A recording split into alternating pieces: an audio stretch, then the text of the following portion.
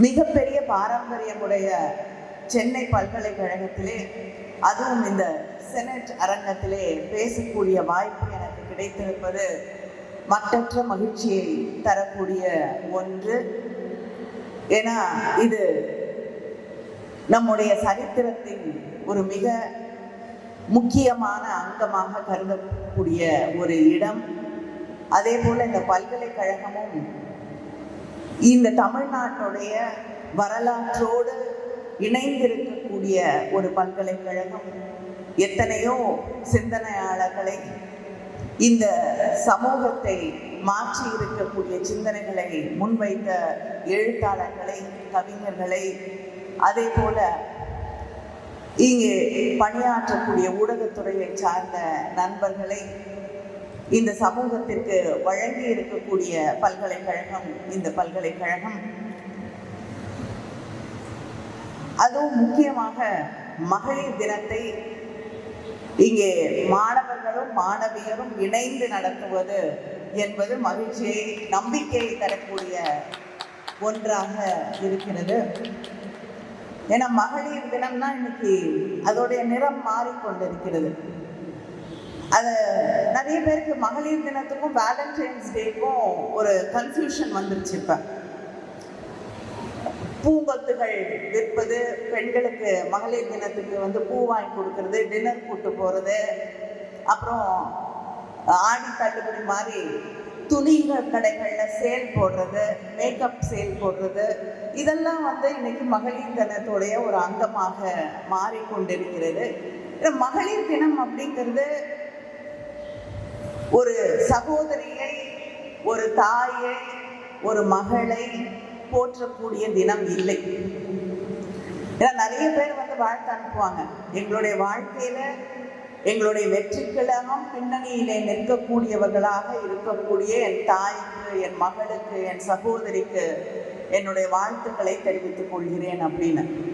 மகளிர் தினம் உங்க பின்னாடி நிற்கக்கூடிய பெண்களுக்கான தினம் இல்லை. உங்களோடு சமமாக நிற்கக்கூடிய பெண்களுக்கு, உங்களுக்கு முன்னாடி நடக்கக்கூடிய பெண்களை பற்றிய தினம்தான் இந்த மகளிர் தினம். கிட்டத்தட்ட 15,000 பெண்கள் நியூயார்க் தெருக்களில் தங்களுடைய உரிமைகளுக்காக, வாக்குரிமையிலிருந்து தொடங்கி சம்பள உரிமை, வேலைக்கான நேரம், அதை நியாயமான ஒரு நேரமாக மாற்ற வேண்டும் என்ற இந்த கோரிக்கைகளை வைத்து அவங்க அந்த வீதிகளில் போராடிய தினத்தை தான் நாம் மகளிர் தினமாக கொண்டாடி கொண்டிருக்கிறோம். அதனால இந்த மதர்ஸ் டே, வேலண்டைன்ஸ் டே எல்லாம் விலகி நம் உரிமைகளை பற்றி சிந்திக்கக்கூடிய தினமாக அதை நாம் மீட்டெடுக்க வேண்டிய நிலையிலே நின்று கொண்டிருக்கிறோம்.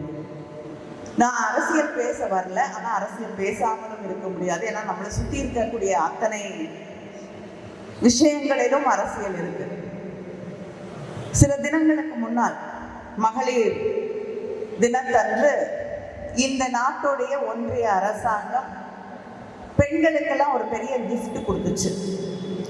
அது என்ன கிஃப்ட்னா, சமையல் எரிவாயு 100 ரூபாய் கம்மி பண்ணாங்க. ரொம்ப நாளா இந்த நாட்டில் இருக்கக்கூடிய பெண்களுக்கு சமையல் எரிவாயு அதிகமாக அந்த சிலிண்டர் விலை ஏறிக்கிட்டே போகுது. 1000 ரூபாய்க்கு மேலே தாண்டிடுச்சுன்னு எல்லா இடத்துலையும் கம்ப்ளைண்ட் பண்ண ஆரம்பித்தாங்க. ஆண்கள் பெண்கள் எல்லாம், பெட்ரோல் விலை, டீசல் விலைன்னு. ஆனால் மகளிர் தினத்துக்கு அரசாங்கம் ரொம்ப சிந்திச்சு அந்த 100 ரூபாயை மகளிர் தினத்திற்கான பரிசாக நமக்கு தந்தார்கள். இதுலேருந்து அவங்க என்ன சொல்ல வராங்கன்னா, மகளிருக்கு அந்த 8 அடி 8 அடியோ 10 அடி 10 அடியோ சமையல் அறை, அதுக்குள்ளதான் அவங்களுடைய வாழ்க்கை வரையறுக்கப்பட்டிருக்கிறது. ஒரு அரசு சொல்லக்கூடிய விஷயம் இதுதான். அந்த சமையல் அறைக்குள்ள நம்முடைய வாழ்க்கை வரையறுக்கப்பட்டிருக்கிறது. அதனால அந்த 100 ரூபாய் பெண்கள் தினத்திற்கு நமக்கு பரிசாக அளிக்கப்பட்டிருக்கக்கூடிய நிலை இந்த நாட்டிலே இருக்கிறது என்றால் எவ்வளவு மாற்றம் இன்னும் வர வேண்டும் என்பதை நாம் சிந்திக்க வேண்டும். தந்தை பெரியார் அவர்கள் என்ன சொன்னார்னா, இது ஒன்றிய அரசு 100 ரூபாய் பரிசு கொடுக்குது நமக்கு டிஸ்கவுண்ட். ஆனா தந்தை பெரியார் என்ன சொன்னார் என்றால், இந்த பெண்களுடைய கையில இருக்கக்கூடிய சமையலறை கரண்டிகளை பிடுங்கி எடுத்து எரிந்து விட்டு அவர்கள் கையிலே புத்தகங்களை கொடுங்கள், இந்த சமூகம் முன்னேறும், மாறும்.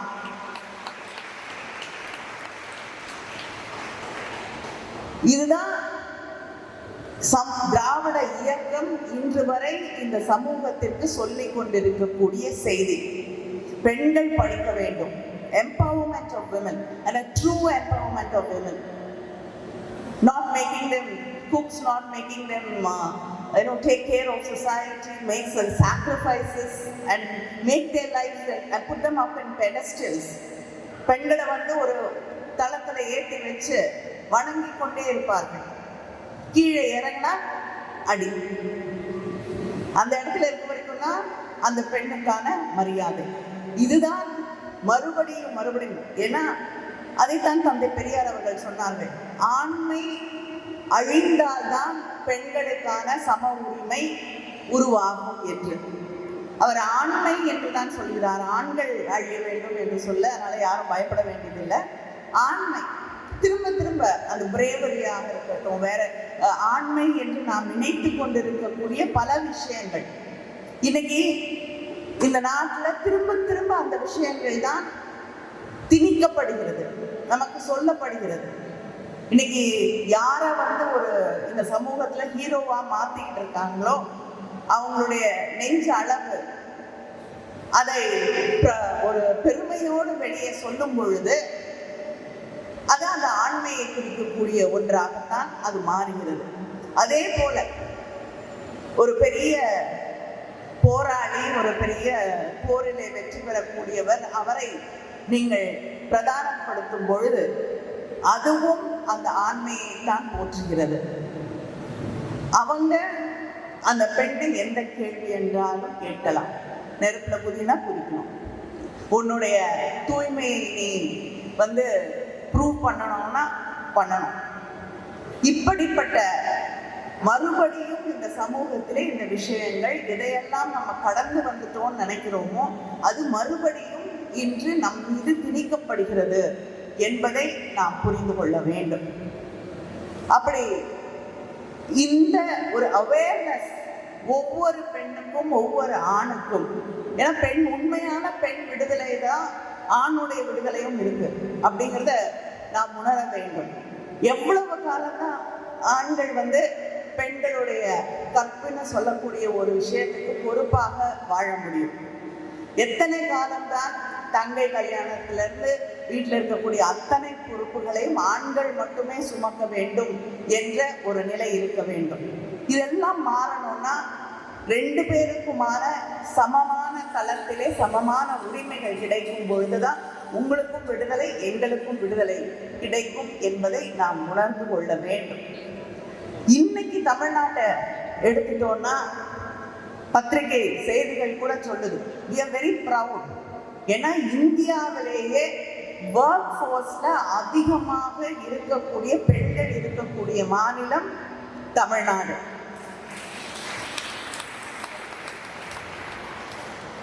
மற்றவங்கெல்லாம் நமக்கு பின்னாடி ரொம்ப தூரத்துல தான் இருக்காங்க.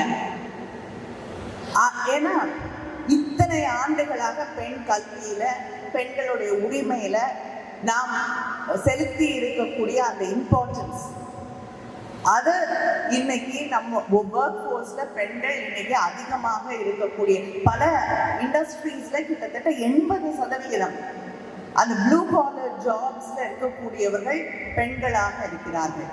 ஆனாலும் அந்த கிட்டத்தட்ட 80% பெண்கள் வேலை செய்தாலும் அங்கே ஆண்களுக்கு தரப்படும் சம்பளத்திற்கும் பெண்களுக்கு தரப்படக்கூடிய சம்பளத்திற்கும் வேறுபாடு இருக்கிறது. அப்படிங்கிறதும் நம்ம தாண்ட வேண்டிய ஒரு மிகப்பெரிய சவால். மாற்றங்கள் வந்து கொண்டிருக்கிறது, வந்துருச்சு.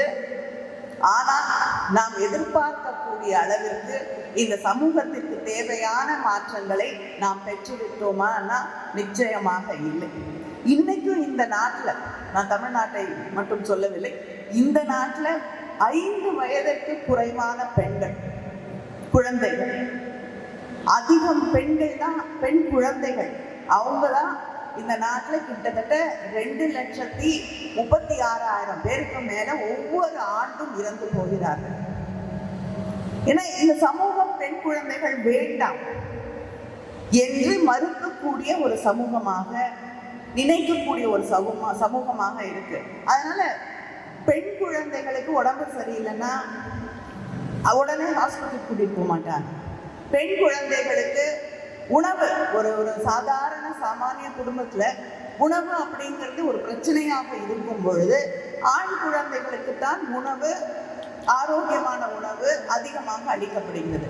பெண்களுக்கு மிச்சம் மீது என்ன இருக்கோ அது குழந்தையா இருந்தாலும், 5 வயதிற்கு உள் இருக்கக்கூடிய குழந்தையாக இருந்தாலும் அவர்களுக்கு அது குறைவாகத்தான் அளிக்கப்படுகிறது. இதுதான் பழகுது. இந்த பெண்கள் தப்பித்து வளர்ந்து கல்யாணம் ஆகிட்டு வரும்பொழுது எல்லாரும் சாப்பிட்டு முடிச்ச அப்புறம் பிறகு என்ன மிச்சம் இருக்கோ தான் அவங்க சாப்பிட்றாங்க. அது அவங்களுக்கு ட்ரைனிங், வாழ்க்கை முழுவதும் இதுதான் அந்த பெண்களுக்கு கிடைக்கக்கூடிய ஒரு ட்ரைனிங்காக மாறுது.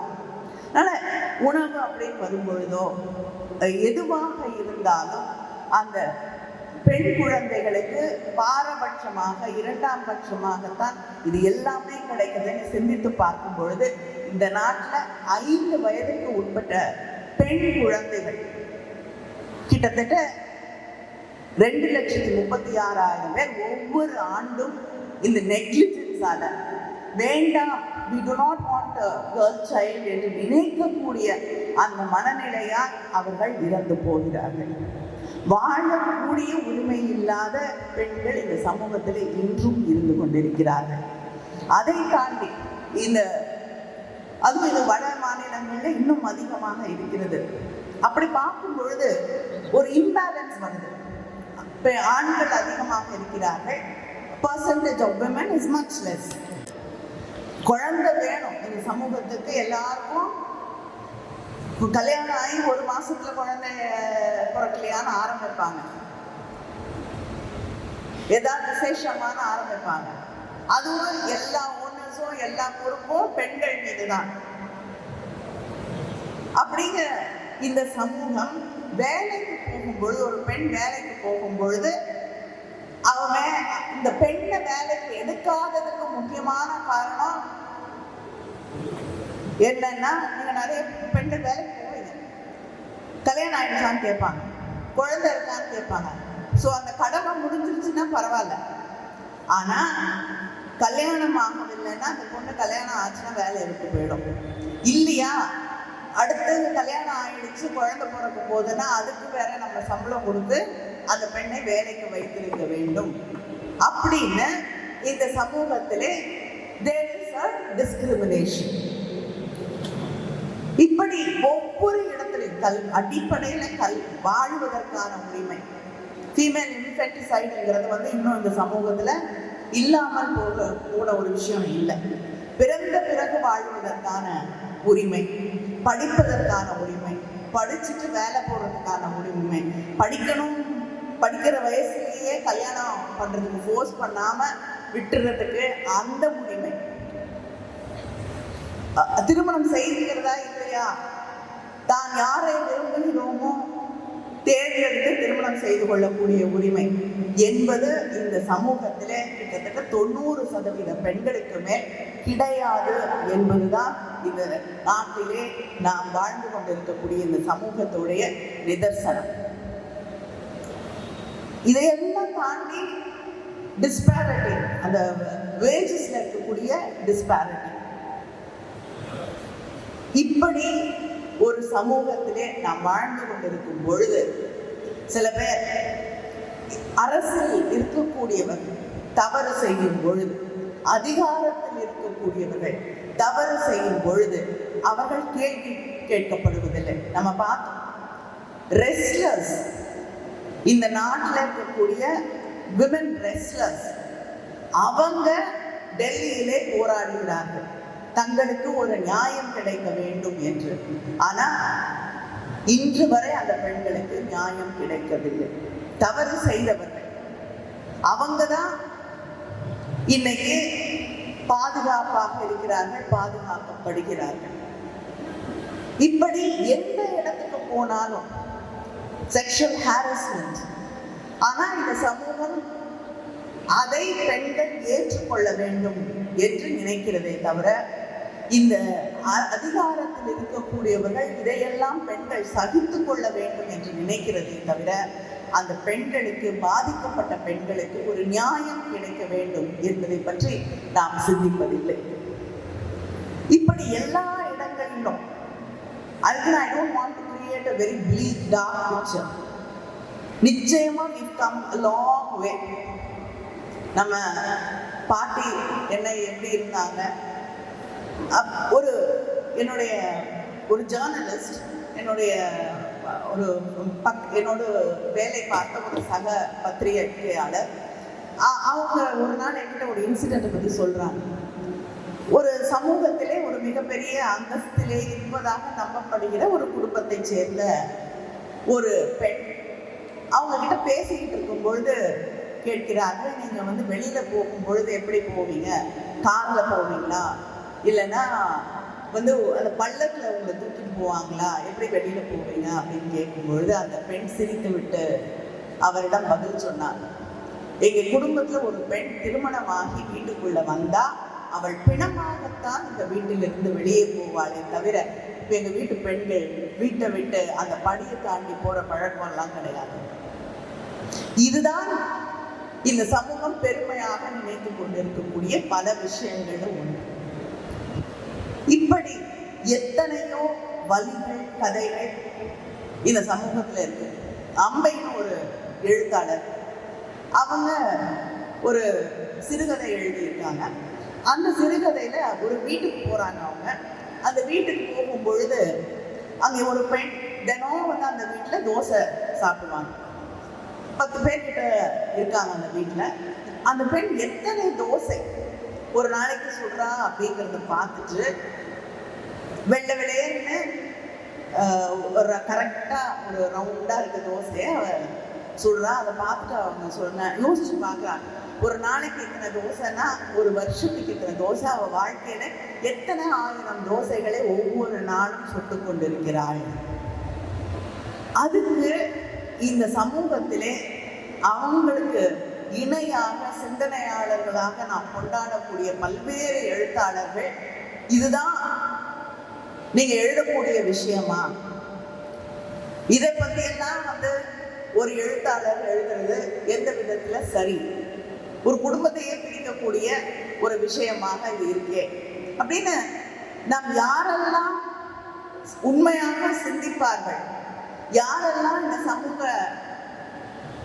சொல்லி கொடுத்திருக்கக்கூடிய விஷயங்களை தாண்டி சிந்திக்கக்கூடியவர்கள் என்று நினைக்கிறோமோ, அவங்க இதை கொச்சைப்படுத்தி பேசும் பொழுது, இந்த கேள்விகளை முன்வைக்கக்கூடிய ஒரு எழுத்தாளரை கேள்வி கேட்கும் பொழுதுதான் அந்த ஆண் ஆதிக்கம் என்பது, பெண் அடிமைத்தனம் என்பது இந்த சமூகத்துல எந்த அளவுக்கு, இது ஆண்களுக்கு மட்டும் இருக்கக்கூடிய பிரச்சனை இல்லை, திரும்ப திரும்ப திரும்ப இந்த சமூகம் நமக்கு சொல்லி தந்திருக்கக்கூடிய ஒரு விஷயம், ஆண் மேல், அந்த மேல் இல்லை, ஆண் நமக்கெல்லாம் மேலே பிறந்திருக்கக்கூடிய ஒரு வர்க்கம், அதற்கு கீழே இருக்கக்கூடியவர்கள் அந்த ஆண்கள் சொல்லுவதை கேட்டுக்கொண்டு, ஏன்னா இந்த சமூகத்தில் இருக்கக்கூடிய இந்த அடுக்குகள் உடைந்து விடக்கூடாதுன்னா இப்படித்தான் இந்த சமூகம் இயங்க வேண்டும் என்று அம்மா சொல்லி தருவாங்க, அப்பா எதிர்பார்ப்பாரு, வழி வழியாக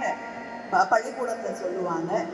இப்படி வழி வழியாக சொல்லப்படக்கூடிய விஷயங்கள் இதுதான். அதே போல இப்ப பெண்கள் தெருவுல நடந்து போனா யாராவது கிண்டல் பண்ணா அது உங்களோட பொறுப்பு தான், அந்த கிண்டல் பண்றவங்களுடைய தவறு கிடையாது. ஏன்னா நீங்க உடை சரியாக உணர்த்தவில்லை. சுடிதார் ஒரு பெண் தனக்கு என்ன ஆடை என்பதை தான் முடிவு செய்யக்கூடாது, அதை கிண்டல் பண்ற ஆண் தான் அதை முடிவு செய்ய வேண்டும். ஆனால் இந்த புடவை கட்டிட்டு போனா கிண்டல் பண்ணாம இருப்பாங்க, தவறாக நடந்து கொள்ளாமல் இருப்பார்கள், எந்த கேரண்டியும் கிடையாது. ஆனால் திரும்ப திரும்ப சொல்லப்படக்கூடிய ஒன்று, ஏன்னா பாலியல் வன்முறைகளுக்கு ஆளாக்கப்படக்கூடிய பெண்கள், அதுவும் கிராமப்புறங்களில் இருக்கக்கூடிய பெண்கள் என்ன போட்டுட்டு இருக்காங்க? நீங்க எது ட்ரெடிஷ்னல், எது கல்ச்சர் சொல்றீங்களோ அந்த உடைகளைத்தான் உடுத்தி கொண்டிருக்கிறார்கள். பாண்டிச்சேரியில ஒரு குழந்தை, 9 வயது குழந்தை கடத்தி செல்லப்பட்டு பாலியல் வன்முறைக்கு ஆளாக்கப்பட்டு கொலை செய்யப்பட்டு தூக்கி எறியப்படுகிறது. அதுக்கு உடை காரணமா, நம்முடைய மனநிலை காரணமா என்பதை நாம் சிந்தித்து பார்க்க வேண்டும்.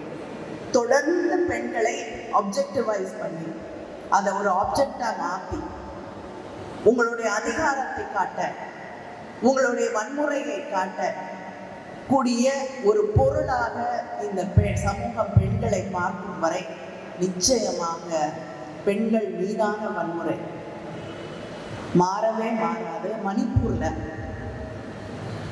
யாருமே சிந்தித்து பார்க்க கிட்டத்தட்ட 1000 பேருக்கு மேல 2 பெண்கள் அப்படிப்பட்ட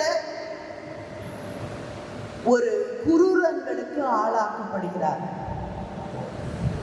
அதுல யாருமே இந்த தவறுன்னு சிந்திக்காம அதை ஏற்றுக்கொண்டு அந்த பெண்களை ஊர்வலமாக அழைத்து வருகிறார்கள் என்றால், நம்ம இந்த சமூகத்துல ஆண்களுக்கும் சரி பெண்களுக்கும் சரி எதை சொல்லி தந்து வளர்க்கிறோம் என்பதை புரிந்து கொள்ள வேண்டும். நாங்க தந்தை பெரியாரை சொல்லித்தாருங்கள் என்றால் நிறைய பேருக்கு கோபம் வரும். ஆனா எனக்கு தெரிந்து இந்த சமூகத்திலே எந்த தடைகளும் இல்லாமல் ஆணும் பெண்ணும் சமம், பெண்ணுடைய சுதந்திரத்திற்கு எது தடையாக வந்தாலும், அது பெண்மையாக இருக்கட்டும், குடும்பமாக இருக்கட்டும், தாய்மையாக இருக்கட்டும், எதுவாக இருந்தாலும் அதை உடைத்தெறி உன்னுடைய உரிமை என்பது உன்னால் மட்டுமே முடிவு செய்யப்பட வேண்டும் என்று சொன்ன ஒரே மனிதன் தந்தை பெரியார் அவர்கள் தான். அதனால இங்க இருக்கக்கூடிய அத்தனை ஆண்களுக்கும் பெண்களுக்கும் பெரியாரை சொல்லி தந்து வளர்ந்தால் நிச்சயமாக இந்த சமூகம் மாறும். இந்த சமூகம் கற்றுக்கொள்வதற்கு அவரிடம் நிறைய விஷயங்கள் இருக்கிறது. நன்றி, வணக்கம்.